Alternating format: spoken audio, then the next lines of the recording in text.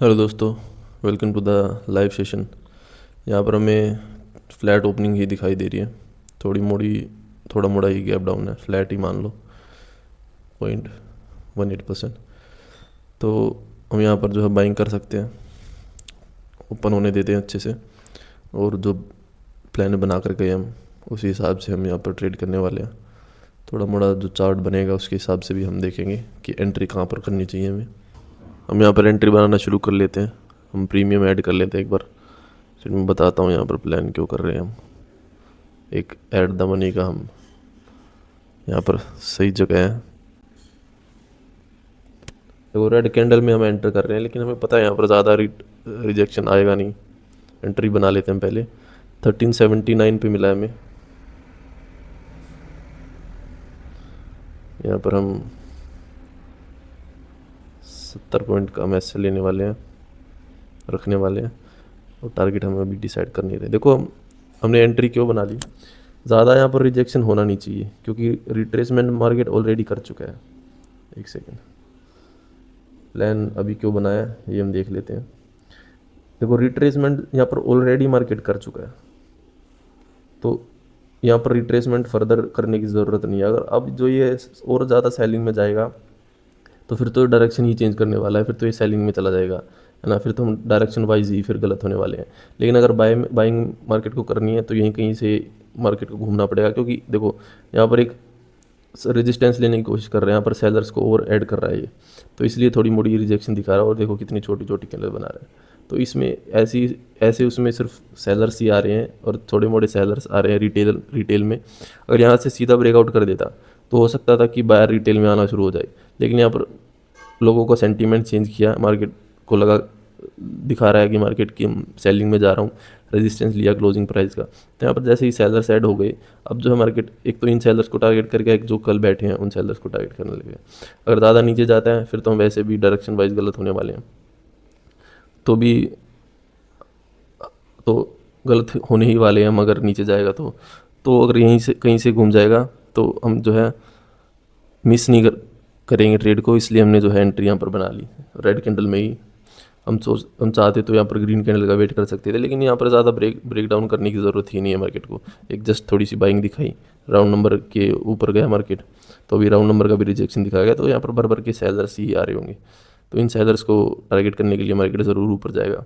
और अगर नीचे जाता है तो हमारा एसएल लगा हुआ है, हम अपना एसएल लेकर के निकलेंगे। लेकिन मुझे लगता नहीं कि मार्केट यहाँ पर नीचे जाने वाला है, क्योंकि निफ्टी में भी एक सेलिंग दिखाई है और ऊपर जो है राउंड नंबर के ऊपर ही सबके एसएल लगे होंगे, जो कल कल के सेलर हैं उनके।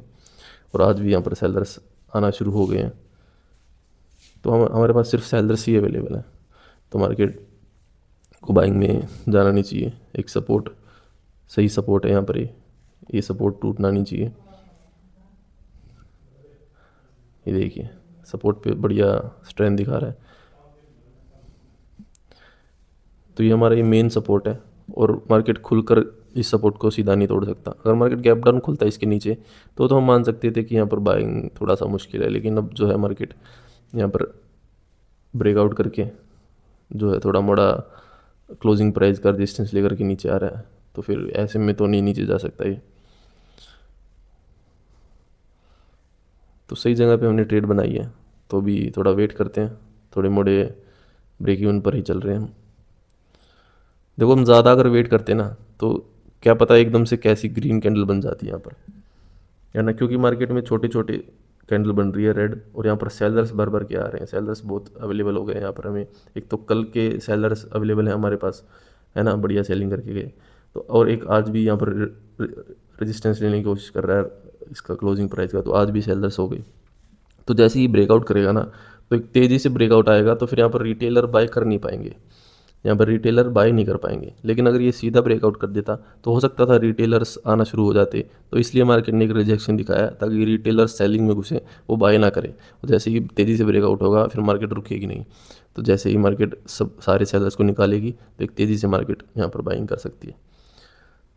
तो इससे ज़्यादा हम वेट नहीं कर सकते थे, क्योंकि अगर हम वेट करते रहते तो फिर एकदम से जो है मार्केट मोमेंटम करना चालू कर देती, फिर हम जो है एकदम से एंट्री कर नहीं पाते।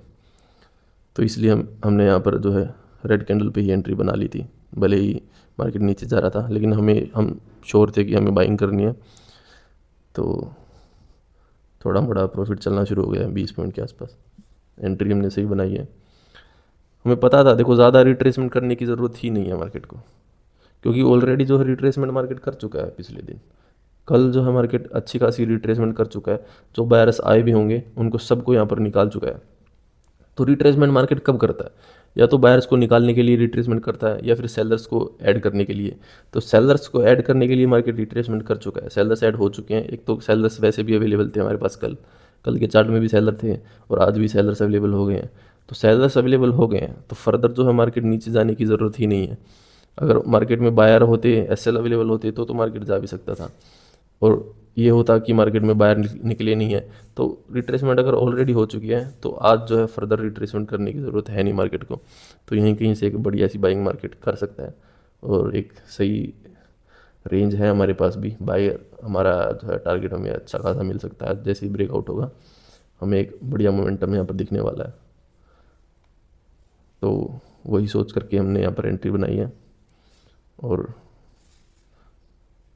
थोड़ा मोड़े प्रॉफिट में चल रहे हैं हम 30-23 पॉइंट के आसपास। तो अभी वेट करते हैं, पेशेंस के साथ बैठते हैं और देखते हैं मार्केट किस साइड का मोमेंटम करता है। 45 पॉइंट के आसपास हमें अभी दिखा रहा है।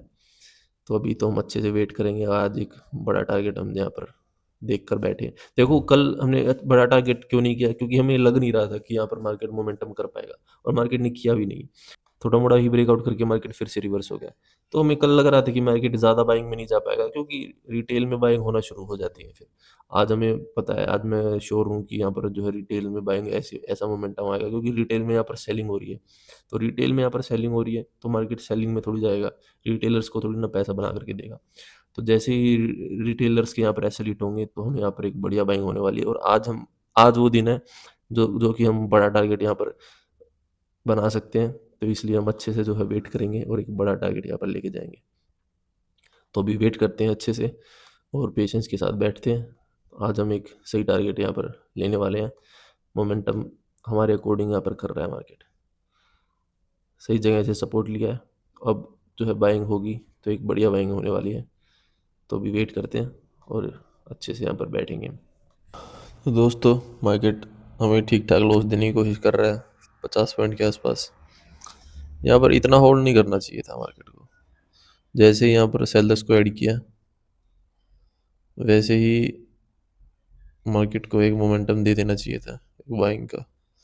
ज़्यादा अगर नीचे चला गया, हमारे पास सेंसेक्स का ये सपोर्ट है, अगर ये सपोर्ट को तोड़ेगा तो फिर जो है ऊपर वाले सेलर्स को टारगेट करना भी मुश्किल हो जाएगा, क्योंकि फिर वो प्रॉफिट में आ जाएंगे अगर मार्केट ज़्यादा नीचे चला गया तो। जैसे अगर वो प्रॉफिट में आ जाएंगे फिर वो डरेगी नहीं।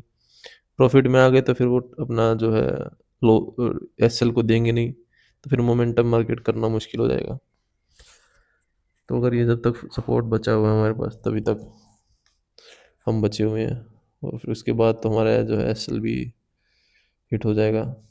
उसके बाद तो हम भी कुछ नहीं कर सकते। देखो मुझे थोड़ा कॉन्फिडेंस था आज की ट्रेड में, क्योंकि हमें पता था मार्केट ऑलरेडी रिट्रेसमेंट कर चुका है, तो रिट्रेसमेंट इतनी आनी नहीं चाहिए। चलिए गाइस, एसएल हमारा हिट हो चुका है। क्योंकि देखो आज हमने इस बाइंग क्यों की, बाइंग का प्लान क्यों बनाया था, हम वो डिस्कस कर लेते हैं पहले।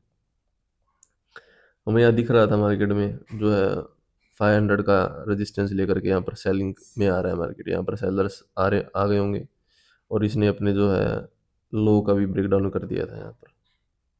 ये जो इसका कल का लो था उसका भी थोड़ी देर यहाँ पर होल्ड किया, उसका ब्रेक डाउन कर दिया, तो यहाँ पर भी सेलर्स आ गए होंगे, क्लोज करके मार्केट गया। तो एक रिट्रेसमेंट दे चुका है। जो एक्स्ट्रा जो बायर्स होंगे जो रिटेल में बाइंग जिन्होंने की होगी वो इस रिट्रेसमेंट में निकल गए होंगे, और जो सेलर्स ऐड हो गए होंगे। तो हम इन सेलर्स को टारगेट करने के लिए हम बाइंग साइड की सेटअप को आइडेंटिफाई कर की थी हमने कल। और आज मार्केट में एक मोमेंटम दिखाया भी, लेकिन यहाँ पर क्लोजिंग प्राइस था, तो हमने सोचा कि रिट्रेसमेंट यहाँ पर अगर हो सकता है तो उसके बाद हम एंटर करेंगे। एंट्री तो हमने सही बनाई, लेकिन मार्केट थोड़ा सा ज़्यादा ही नेगेटिव हो गया।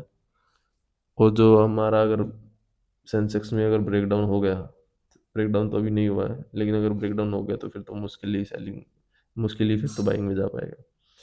देखो एसएल हमारा हिट हो चुका है, अब चाहे बेशक से अब भी है मार्केट बाइंग दिखा दे, अब स्ट्रेंथ दिखा दे, लेकिन उसका भी कोई मतलब नहीं है, क्योंकि हमारा जस्ट एस एल हिट हुआ है। उसके बाद ये ग्रीन कैंडल बना रहा है, अगर उसके बाद हमें टारगेट भी दे देगा तो भी जो हमारे रूल्स जो हमने बना रखे हैं वो हम उनको नहीं तोड़ेंगे। वो ज़्यादा ज़रूरी है। आज का प्रॉफिट और आज का लॉस इम्पोर्टेंट नहीं है। इम्पोर्टेंट वो है कि हम रूल्स के साथ कब तक साथ रहेंगे, हम डिसिप्लिन कितने हैं। तो आज का प्रॉफिट और आज का लॉस हमें हमें डिपेंड नहीं करेगा कि हम कैसे ट्रेडर हैं, कि हम प्रॉफिटेबल होने वाले हैं या फिर नहीं होने वाले। आज चाहे प्रॉफिट होता है या लॉस होता, कुछ भी होता, लेकिन हमारा जो डिसिप्लिन है वो मैटर करता है। उसमें हमें अगर हार गए तो फिर तो हम कभी नहीं यहाँ पर प्रॉफिटेबल होने वाले हैं। तो फिर हम कभी नहीं मार्केट को मास्टर कर सकते हैं। तो अगर डिसिप्लिन से हम बैठे हैं और ट्रेड हमें एग्जिट हो गई, हमारे एस एल हिट हो गया, तो उसके बाद हमें बैठना नहीं है। दोबारा री एंटर हम यहाँ पर नहीं करने वाले हैं। ना ही हम री एंटर करेंगे, ना ही हम यहाँ पर एस एल को बढ़ा करके। देखो आज मान लेते हैं कि ये मार्केट रिवर्स भी हो गया और हमें टारगेट भी दे देगा, लेकिन ऐसा हमेशा नहीं होता है। अगर हमें इसकी आदत अगर लग गई ना, तो फिर वो बहुत बुरी चीज़ हो जाती है। फिर जैसे ही अगर मार्केट कभी कभार यहाँ पर बड़ी बड़ी कैंडल बना करके रेड कैंडल लॉस को दुगना तिगना भी कर देगा, तो वो दिन हमारे लिए बहुत बेकार होने वाले हैं। फिर वो लॉस कभी रिकवर नहीं होता। आज भले ही मार्केट जस्ट एस एल लेकर के मार्केट ऊपर चला जाएगा, वो हम मैनेज कर लेंगे, क्योंकि वो हमारे रूल्स का और डिसिप्लिन का पार्ट है। लेकिन ऐसा नहीं है कि हमें बहुत ज़्यादा दुख होगा कि नहीं हमने अच्छे से रूल्स फॉलो किया, और रूल को फॉलो किए तो फिर अब मार्केट कुछ भी करे, अब हमें उससे कुछ कोई दिक्कत नहीं होने वाली है। जस्ट हमें एग्जिट करा के मार्केट अब बाइंग में जा रहा है, तो हम अब इसका कुछ नहीं कर सकते। ऐसा होता है, और यही चीज़ें हमें डिसिप्लिन में रखता है। देखो अगर इन चीज़ों से हम अफेक्ट नहीं होंगे ना, तो ये समझ लो फिर आप आधी तो ट्रेडिंग सीख गए हो, आधी से भी ज़्यादा 70% तो तुम्हारा माइंड ही साइकोलॉजी तो होता है। अगर तुम इस पे अगर तुमने मास्टर कर ली ना, अगर तुम्हें कोई फ़र्क नहीं पड़ता, सिर्फ ऐसा लेकर के भले ही मार्केट ऊपर जा रहा है, तो फिर ये समझ लो तुम 70% मार्केट को सीख चुके हो। अब जो बस तुम्हें प्रॉफिट बनाना है, कई कई बार एक आध बार हो जाता है, क्योंकि कई बार है ना, अगर हम यहाँ पर बैठे रहते ना, तो कई बार यहाँ पर इतनी बड़ी कैंडल बना देता है, लॉस को दुगना और तिगना कर देता है। वो बिल्कुल भी नहीं करना हमें। कोई बात नहीं, ये हमारा सिस्टम का पार्ट है। कई बार जो है सिर्फ एस एल दे करके, जैसे हमारे लिए ही बैठा हो, जस्ट एस एल हिट करके मार्केट बाइंग में जा रहा है, तो ऐसा भी होता है, कोई बात नहीं। तो आज के लिए इतना ही। अपना ध्यान रखिए और हम मिलते हैं अगले सेशन में।